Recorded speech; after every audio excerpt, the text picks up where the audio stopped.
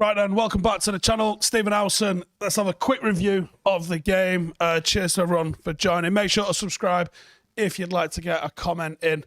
I'm going to head over to the Patreon group in a second. So, if you've got any questions for us, bang it in there. I'm going to go to them guys first. I put a post out on Twitter, which seems to have caused a bit of a stir. And much like the title, I think United was robbed. And I do think we was robbed. Especially now that I've found a game where Anthony Taylor refereed, where Kante kicks through the back of Anthony Martial and nothing is given. So explain to me why, apparently it was Mike Dean, I do apologise.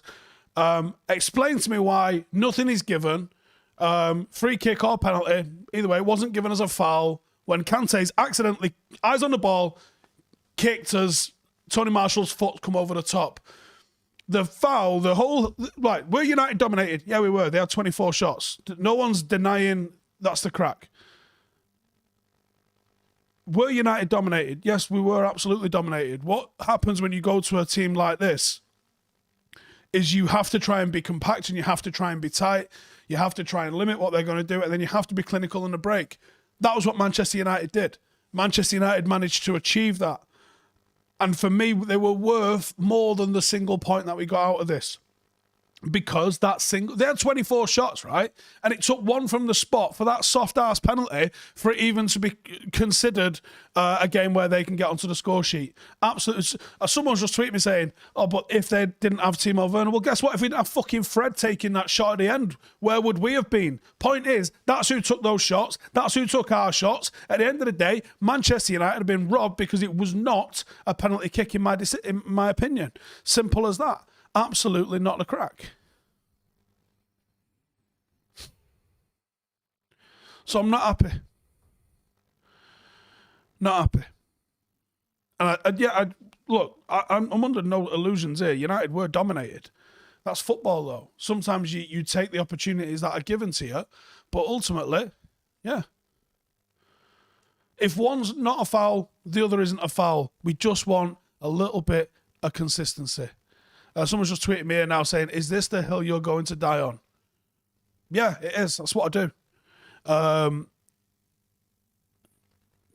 Yeah, Chelsea are going to get that call every day. No, they're not. It's absolutely ridiculous. Absolutely ridiculous. Ultimately, very, very soft penalty. And like I said, I thought United were worth...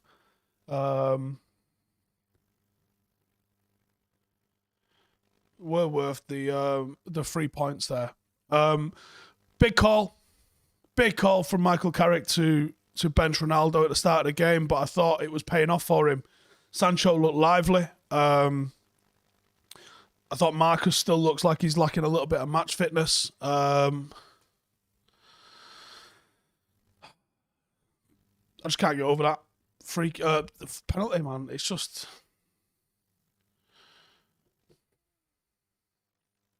Anyway, right, let's go to the Patreon group. Let's get some questions in. I'll just refresh it because I think there's been loads piling in just as I was coming live. So let's have a look. Let's get them all in. Righty, how come Ralph use Sancho? He's been class recently. It'll be very interesting to see what the formation is that he goes with next week. The first game's what? Is that Arsenal? First game. I think it'd be really, really interesting to see what he lines up with as that first game, because I think that's going to tell you a lot about what his thinking was prior to arriving. And that might change within a couple of weeks, but I want to see what his first formation is, because I think to get the best out of United, you're going to need wide players, and I think he's going to look at probably Rashford and Sancho for that. Ned Muckerman says, should Van der Beek have started over McTominay? No, I don't think. I thought it was the right decision.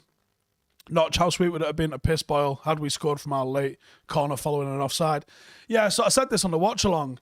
It's interesting, isn't it? Because if you scored from here, it will correctly get pulled back and given as the offside that it was.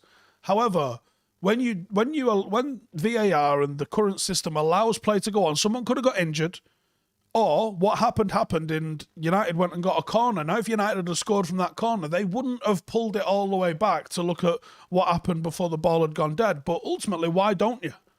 Because if you're using video assistant referee, the whole idea is to get the correct call, because there's the butterfly effect. One incident leads to the next incident, leads to the next incident. This player might have sprinted himself and ended up injuring himself to cover someone who was miles offside when he didn't need to. And that can go and affect not just that game, but the rest of that season, theoretically. So that's one of my major gripes with VAR as an entire system anyway, is that it doesn't make a lot of sense to do the way we do it, I don't think. Brian says, all the talk is that the backroom staff should have been sacked along with Ollie, but I think it's wise to get a whole new coaching staff in just for the interim with a whole new, press the wrong button, one next season when the new boss comes in. I understand why they've done it, but I also don't think it was fair for them to keep their jobs and for Ollie to lose his. That what they've essentially said in that sense is you was the number one problem at the club, Ollie, which I don't necessarily feel that is probably accurate. Thomas says, thoughts on our pressing last two games? More so today than I thought than on Tuesday. It looked today especially like they'd been shown a DVD on how they must do it, how they need to do it. But it was encouraging, wasn't it? They're not going to get it perfect overnight, but it's shown that the ability is there to start putting teams under pressure. There was a couple of times where United pressed and managed to win the ball. But you see teams do this to us, and you saw Chelsea do this to us, actually, where they pressed high, forced us to go long, and we was only going as long as 5 yards into our own half, not even clearing the halfway line, and then the attack just restarts. It's very easy to see when a team's doing that. United can do that. We can really do that. I know it's only been 2 games. What have you made of Carrick's tactical acumen? Is there a good manager there? I don't think you can see off 2 games. Should Carrick have taken Sancho off so early? Should have been Rashford first, in my opinion. I would agree. I thought Rashford was coming off. I think he's still lacking match sharpness. But I don't know. Maybe he had a reason why he was doing it. Maybe Rashford's not going to feature at all midweek. I don't know. Zach says, should Fred get the hairdryer treatment for shooting instead of passing when Mendy passed him the ball? Probably, but looking back on the replay that I saw, there wasn't a great deal of options. Maybe you could have drove. You drive at the ball and see if one of the defenders that was marking one of the other guys comes across, maybe. Ryan, do I think Wan-Bissaka has a future at United? Everything falls apart when he gets it. I think bringing Sancho off as a turning point. I thought he was poor. He thought he was poor throughout in possession, and it seems to be the simple things. Maybe Ralph can come in and simplify his game. Maybe he can adapt what he does a little bit, but I think when you've been bought for 50 million, I don't think you're necessarily going to see him gotten rid of very quickly. I wouldn't have thought. I reckon he's probably going to be around for some time, whether you like that or lump it. Am I disappointed not to see Phelan on the sideline wearing shorts? I wonder what is going to be his future with Rangnick coming in. If he's the United link, because I think that's what he's all about. Do we think I can push our backline further up to help with our press? Yes, I absolutely think we do. Would Donny have been a better option than Bruno today? Or maybe Baye in the 10? Is that serious, Baye in the 10? No, I think Bruno was the right option today. I know what you mean. He's probably a little safer in possession, isn't he? But I think Bruno's pressing is a lot more aggressive, so it's happy days. Jose says, not a question, but when you give away 15 corners, you're going to concede from one of them. Plenty of those corners could have been avoided with smarter thinking from our players. Yes, we were under the cosh. Like I said, 24 shots from Chelsea. Bonkers, innit? We've looked really defensively solid the last 2 games. Do you think we'll see more of the deep midfielders dropping back under Rangnick, or will he want them pushing forwards towards the ball? Also, I think a more solid and compact 4-4-2 out of possession. I'm honestly not sure, because there's multiple ways that you can do it, and it depends. Actually, it depends a little bit on the opposition. You can, if you press up very high, you can force an opposition to go long against you, and that kind of bypasses your midfield a little bit. And then all you have to do is have your midfield trained to be ratters, essentially. As soon as someone tries to play through the middle, they just go, get in the mixer. Caleb says, what is the point of Scott? He gets in the way of other players constantly, gets lost on defensive duties. Can this be fixed? I think you're being harsh, to be honest, mate. I think you're being harsh. He's definitely a first team quality player, but the issue is him playing week in, week out, I think. Matthew, which players do I think will reach a new level under Rangnick? It could be Fred. People aren't going to like that, but, it could be Fred. Shaw or Tellez, leaning towards Tellez, as Shaw has taken months to get running every season, then hits the heights. It's going to be very interesting to see how he reacts to Rangnick coming in after Rangnick saying he wouldn't have had him. Shaw seems to have coped quite well when he needs to be challenged and when he needs to rise to a challenge. So he might rise to this as a challenge. Jack says, reckon Fletcher was actually on the phone with Ralph the entire game. I don't know if you've all noticed this, but Fletcher's on the phone, or at least got an earpiece in, well, let's be honest, an headphone, in every single game. And I don't know who he talks to. And I've asked Rio, we've been like, who's he talking to during the game? And he's not giving me an answer, so I don't know. Christian says, is it time to bring back Laird? Personally, I think I would let Laird see out the season where he is and prove that he's got a full season in him, and then we can make a decision on him next season. Thoughts on Fred? Better as an 8, shit in the final third. Joe said it. Joe's just come and shut my door for me. Joe said it on the watch along downstairs. What did he say on the watch along downstairs? I forgot now. I've just lost my train of thought. I looked down and read something and then just lost my train of thought. I can't remember. Don't let him shoot, maybe. People will highlight Wan-Bissaka giving the penalty away, but no one mentions his block on Werner. Do I know if it's the type of right back previously used in Ralph's teams? I don't know. I still got to do more work. I got some people that I'm chatting to tomorrow, which will be very good. Raphael Honigstein, who wrote this, which is a great book. Features heavily on Rangnick, so we'll see. Brian, which player do I think benefit most? Again, from his coaching, I think Fred's going to become a bigger player than we think. And again, Ralph there, so Army Chef says, can Ralph fix our midfield? I'm not sure. And we'll find out. I don't know. What's my thoughts on James Robinson saying he could see Darren Fletcher talking to someone on the headset? Has to be Rangnick. Again, we just kind of answered that. I don't know. He's done this throughout his entire reign as director of football. Like, he's been on the phone. I have no idea. I mean, everyone's clearly going to assume, it'll be Rangnick that is on the phone to. I'd be amazed if Rangnick wasn't watching the game, to be honest with you. I'd be absolutely amazed. But how much impact you can have from the dugout like that, I mean, unless you're going to... I don't know. Who we giving man of the match to? Thought Matic was good. Thought Fred was good bar a finish. I thought Sancho looked decent when he got hold of the ball.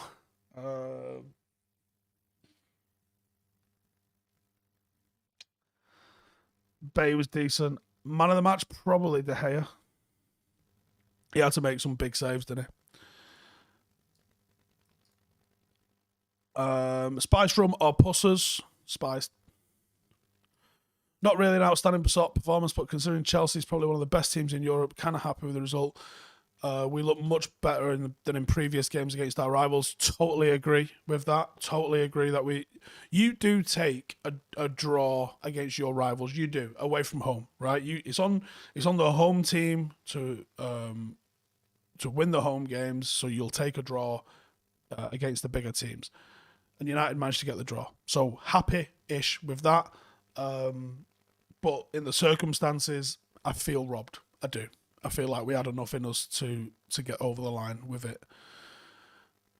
Are the players tactically better now, or would they have got a similar result under Ole?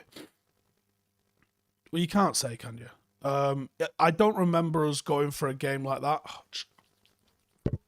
Just kicked up a load of dust in here, I think. I don't know. We haven't played like that under Ole yet this season, so I don't know. Derek, do I think Raf had some influence on today's organisation? He will have had, won't he? A little bit. Have I had Ron Zacapa XO? Yes, there's a bottle in the back. Does Fred earn a chance under Rangnick? Yeah, he definitely has, yeah.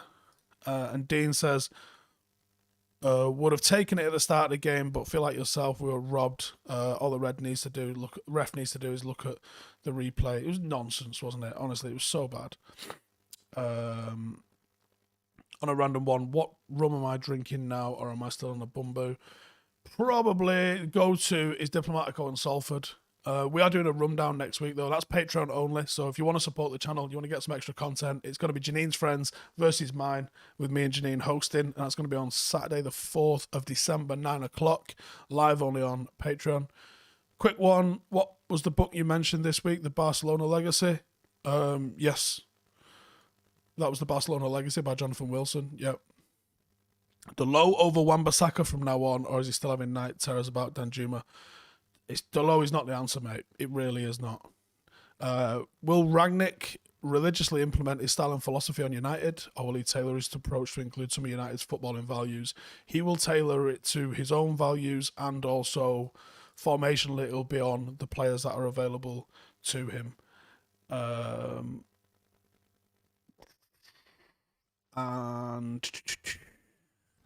I think that is it. Let's see what some questions that we've got from here and some super chats some guys have been throwing in.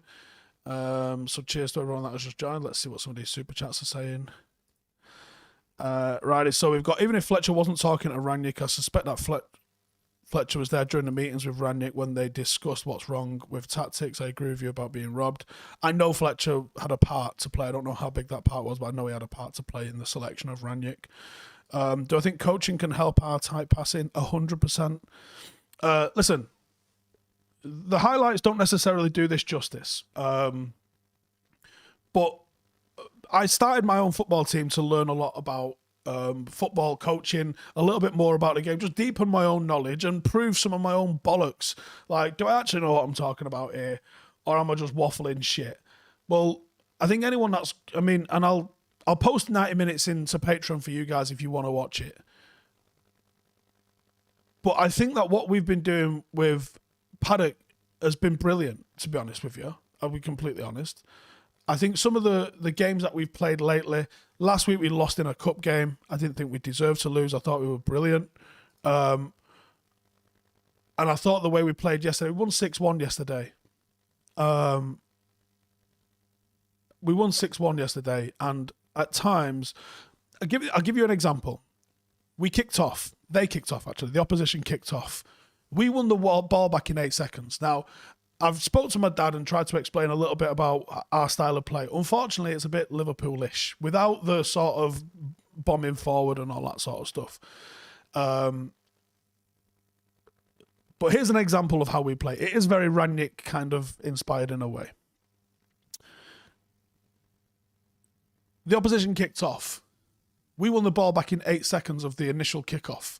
We then kept the ball and they didn't make a pass to another one of their players for 3 minutes and 5 seconds. I've learned a lot lately about coaching, and I'm seeing how easy or difficult things are to implement. Luckily, I've got a group of players that take on board a lot of what's said. They're keen learners. They work their bollocks off in training, and they're doing stuff that enables us to be able to produce good performances. But we press. I have my defence up to the halfway line. We press from the front. We absolutely rat in midfield, and we try to go +1 all over the pitch, which you only do by work rate. So with Rangnick coming in to sort of implement this style of play, and can our coaching help with this? It can. I see it with what we do. And I'm a novice coach. I'm brand new to this, really. Like, we've had probably 25, 26 matches that we've coached, or that I've been the coach for. So it's not a hell of a long time, and I've seen our style adapt and change and evolve. And this season we've been fucking mint. We've lost twice and drawn once this season, and won the rest. And I think we've been fucking mint doing it. In fact, go over to Paddock FC. I'm going to wrap this up in a sec. Go over to Paddock FC. Go check out the video. We uploaded it a few hours ago of yesterday's game. There's some fucking ridiculous goals in there. But go and see if you can identify the style that we play and how we press and all the rest of that sort of stuff. Peter says, chances Tele takes over once Ralph comes in. Honestly, I wasn't impressed with Tellez today. Fred says, the upstairs neighbour's apparently a Chelsea fan. This is the tenor I feel robbed of him. Damn virgin. Okay. All right, sound. Klopp is playing our 99 style. Not quite. There's a little bit of just constantly throw stuff in, but it is what it is, I guess. Ronnie told Fred to shoot at that last chance. Oof. Okay. Righty, I'm gonna. Oh, we've got one more. My point is, CR7 has not been at training with Fred. Um, righty, I'm gonna wrap it up there. But cheers for everyone that's joined in. Cheers for the super chats. Cheers for everyone that's just subscribed or become a member. Like I said, go and check out Paddock FC video. We are currently top of the league. We won 6-1. Like I said yesterday, in freezing circumstances. Hopefully going to be top of the league by Christmas. But I think you'll enjoy our style of play. Go and comment on there and say I sent you from the review, and let me see how many of you have gone and made it. Probably going to be doing a new video which is live at about 9:30 in the morning. So if you'd like to come in, I'm probably going to go over the news a little bit, give my opinion on some stuff. I reckon there's probably going to be a bit more breaks tonight about Ranić. So come and join me at about 9:30 live on the channel, and after that we'll have 5 things out. But cheers for tuning in. We'll see you guys in the next one.